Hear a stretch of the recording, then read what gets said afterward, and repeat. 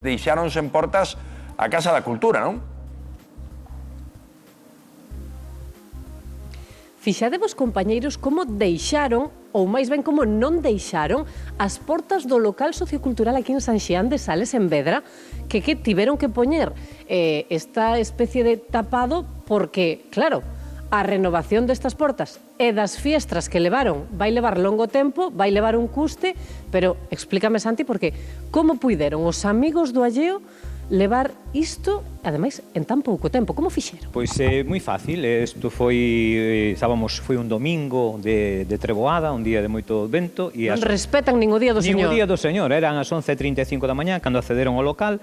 Pois moi fácil, accederon con un coche, con un camión neste caso, pola parte traseira do local, romperon o que sería, intentaron entrar por aquí, forzaron a porta esta que estaba pechada, reventaron a porta e automáticamente accederon dentro do local. Tan pronto están dentro do local é moi sinxelo levar todo, porque son portas de, neste caso, ventás de aluminio, e podes comprobar aquí como é moi sinxelo.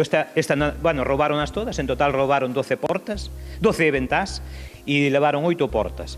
As ventás moi sinxelo, no momento que estás dentro, por fora non as das sacado, pero no momento que estás dentro é moi fácil de tal. É simplemente levantalas e xa estés contigo, e xa as levas. Levaron en total en 5 minutos, porque 35 nas cámaras de vixiancia viruse como entraron a roubalas, e 40 xa estaban fora. Pero eran moitos, porque aínda así pareceme moito traballo para 5 minutos. Pois 5 minutos, eran 3 persoas. Unha persoa que estaba dentro do vehículo e 2 persoas que eran as encargadas de levar o material.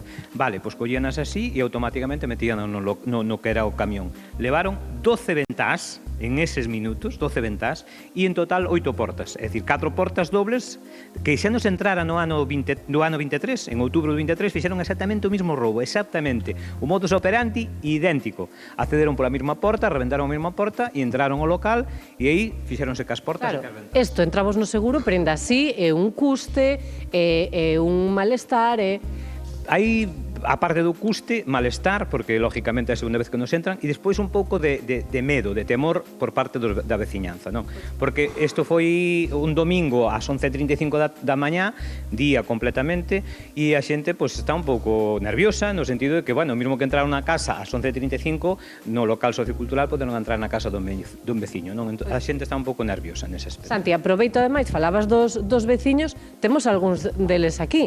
Pepe, entendo que disgustado e preocupado por todo o que está a pasar. Hombre, claro, é normal.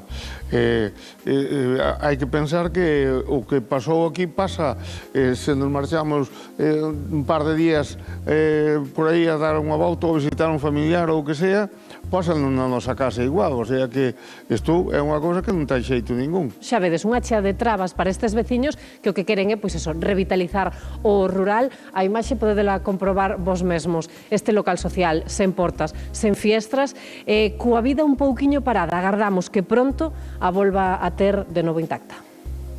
Agardemos que sí. Moitísimas grazas, Raquel.